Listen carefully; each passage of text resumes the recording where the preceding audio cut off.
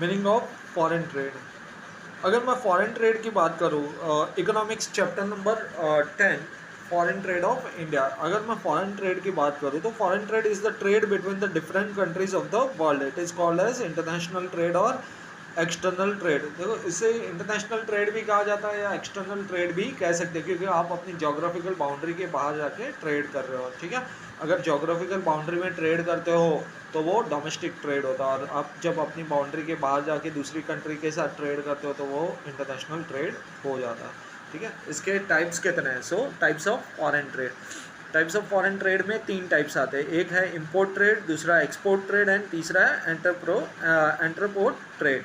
import trade यानी कि import trade refers to purchase of goods and services by one country from another country or inflow of goods and services from foreign country to home country। ठीक है, अगर India import करता है petroleum, जैसे India import करता है petrol Iraq से, Kuwait से या दूसरी कंट्री से। ठीक है, हमारे पेट्रोलियम हमारे लिए रिक्वायरमेंट है तो हम दूसरी कंट्री से हमेशा इंपोर्ट करते हैं। हमारे खुद के पास इतना स्टॉक नहीं होता तो हम इंपोर्ट करते हैं। तो ये हो जाता है इंपोर्ट ट्रेड। जब एक कंट्री दूसरी कंट्री के पास से कोई चीज़ खरीदती है, कोई गुड्स खरीदते हैं, तो वो हो जाता है इंपोर्ट ट्रेड। दूसरा है एक्सपोर्ट ट्रेड।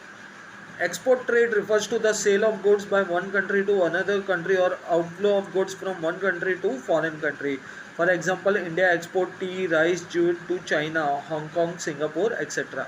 एक्सपोर्ट ट्रेड यानी जब आप अपने कंट्री के गुड्स, आपने कोई गुड्स बना रहे हो, आप मैन्युफैक्चरर, आप जो गुड्स बनाते हो वो आपके कंट्री में तो आप बेच ही रहे हो, साथ में आप अपने कंट्री से दूसरे कंट्री में सप्लाई भी कर रहे हो, दूसरे कंट्री में भी बेच रहे हो, तो वो हो जाएगा एक्सपोर्ट ट्रेड। ठीक है, और तीसरा आता है entrepot trade. Export trade, entrepot trade refers to purchase of goods and services from one country and then selling them to another country after some processing operations. For example, Japan import raw material required to make electronic goods like radio, washing machine, television, etc. from England, Germany, France, etc. and then sells them to various countries in the world after processing them.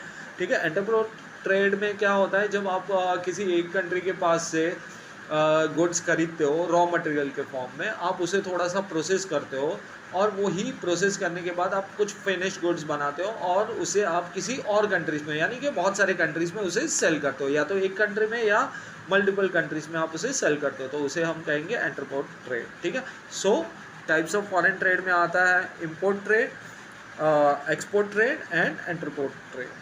Thank you.